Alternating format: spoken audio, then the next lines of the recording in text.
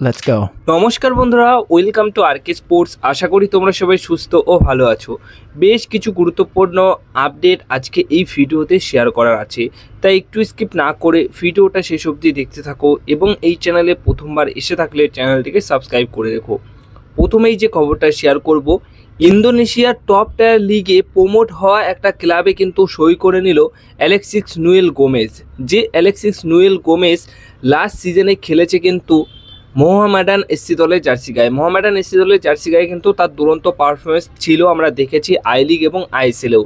তো সেই প্লেয়ারটি কিন্তু ইন্দোনেশিয়ার টপ টায়ার লিগের একটি ক্লাবে সই করে নিয়েছে, যে ক্লাবের হেড কোচের দায়িত্বে রয়েছেন কিন্তু মারিও লেমোস। এই Mario Lemos Mumbai city FC দলের অ্যাসিস্ট্যান্ট কোচ ছিলেন লাস্ট সিজনে। নেক্সট আপডেট যেটা রয়েছে সেটা হচ্ছে স্প্যানিশ ডিফেন্সিভ মিডফিল্ড পজিশনের ফুটবলার ডেভিড টিমোরকে কিন্তু সই করিয়ে নিল এফসি গোয়া দল। হ্যাঁ, কার্ল ম্যাকিউকে ছেড়ে দিয়ে এফসি গোয়া দল ডেভিড টিমোরকে সই করিয়ে নিয়েছে। আর এই ডেভিড টিমোরকে দলে নেবার জন্য কিন্তু বেঙ্গালুরু এফসি দলও ইচ্ছা প্রকাশ করেছিল, কিন্তু এই ডিলে এফসি গোয়া দল কিন্তু ডান করেছে। মানে নতুন এই ফুটবলারটিকে খেলতে দেখা যাবে এফসি গোয়া দলের জার্সি গায়ে নেক্সট আইএসএল সিজনে বা নেক্সট সিজনে। এবার নেক্সট আপডেট যেটা শেয়ার করতে চলেছি, নর্থ ইস্ট ইউনাইটেড এফসি দলের অ্যাটাকিং পজিশনের ফুটবলার অঙ্কিত পদ্মনানের সাথে কিন্তু 2 বছরের চুক্তি বাড়িয়ে নিয়েছে নর্থ ইস্ট ইউনাইটেড এফসি দল। তো এই ফুটবলারটিকে কিন্তু নর্থ ইস্ট ইউনাইটেড এফসি দলের হয়ে আরও 2টো মরশুমে খেলতে দেখা যাবে। নেক্সট আপডেট যেটা শেয়ার করতে চলেছি সেটা মোহনবাগান দলের প্রাক্তন 2 ভারতীয় প্লেয়ারকে নিয়ে, 2 বাঙালি ফুটবলারকে নিয়ে, যারা কিন্তু এখন বড়সড় একটা কথা বলেছেন একটা ইন্টারভিউতে। সেই 2 ফুটবলার হচ্ছেন শেখ সাহিল এবং শুভ ঘোষ। একটা সময় কিন্তু মোহনবাগান দলের হয়ে দাপটের সাথে তারা খেলেছে এবং অনেক সুনাম অর্জন করেছে।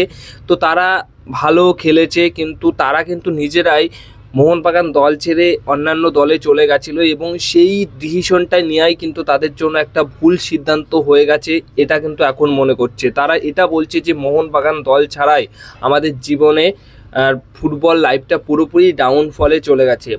ফুটবলে যে উজ্জ্বল ভবিষ্যৎ আমরা মোহনবাগান দলে খেলে দেখতে পাচ্ছিলাম, সেই সময়তে আমরা যদি মোহনবাগান দল না ছাড়তাম তাহলে আজকে আমরা হয়তো আরও ভালো জায়গায় খেলতে পারতাম। কিন্তু সেই সময় মোহনবাগান দল ছেড়েই আমাদের ভুল কাজ হয়েছে, যার কারণে আজকে আমাদেরকে কিন্তু যখন ওই টাইমে চিনতো, এখন সেরকমভাবে কেউ আর সেইভাবে চেনে না এবং ফুটবল লাইফে সেরকম ভালো সাফল্য অর্জন করতেও পারছি না। তো এটা সত্যি কথা, যদি সেই সময় এই 2 ফুটবলার মোহনবাগান দল না ছাড়তো তাহলে হয়তো আজকে আমরা শুভ ঘোষ, শেখ সাহিলকে কিন্তু খুব ভালোভাবেই চিনতাম। হ্যাঁ, এখনও চিনি, কিন্তু সেইভাবেই এই 2 নাম কিন্তু আর আলোচনার মধ্যে থাকে না।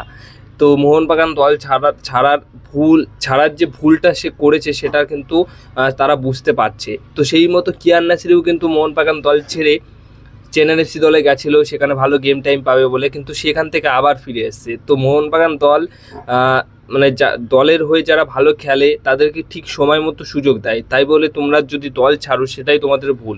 তো কিয়ার নাসিরি কিন্তু গেম টাইম পাওয়ার ফলে অন্য দলে গেছিলো, সেখানে গেম টাইম কিন্তু পেলো না, আবার সেই পুরনো দলেই ফিরে আসলো। এরপরে সবশেষে যে আপডেটটা দেওয়া রয়েছে সেটা হচ্ছে ইআইএফএফ কিন্তু নতুন একটা টুর্নামেন্ট আয়োজন করতে চলেছে। নতুন টুর্নামেন্টে 10টি আইএসএল দল এবং 6টি আই লিগের দল, 16টা দল নিয়ে নতুন একটা ফুটবল লিগ করার কথা ভাবছে এবং প্রতিটা দলকে সেই টুর্নামেন্টের জন্য ওই 4 কোটি টাকা মতো দিতে হবে, এরকম আর কি একটা টুর্নামেন্ট করতে চাইছে এবং 20% শেয়ার তার মধ্যে ইআইএফএফের থাকবে।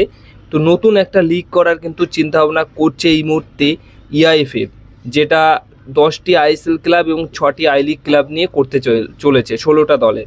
তো দেখা যাক শেষ অবধি কী হয়। আইএসএলের ভবিষ্যৎ কিন্তু এখনও অবধি নিশ্চিত তো হয়নি, এরই মাঝে কিন্তু একটা বড় সূত্র মারফত যারা খুব ভালো খবর দিয়ে থাকে, তোমরা স্ক্রিনে দেখতেই পাচ্ছ, আইএসএল এবং আই লিগের ট্রান্সফার খবর দিয়ে থাকে, তো তারা কিন্তু এই খবরটা শেয়ার করেছে, তাই তোমাদেরকে জানালাম। তো নতুন লিগ করার কথা ভাবছে কিন্তু এই মুহূর্তে ইআইএফএফ, কিন্তু আইএসএল নিয়ে কোনো আপডেট কিন্তু তারা কোনো সিদ্ধান্তই নিচ্ছে না।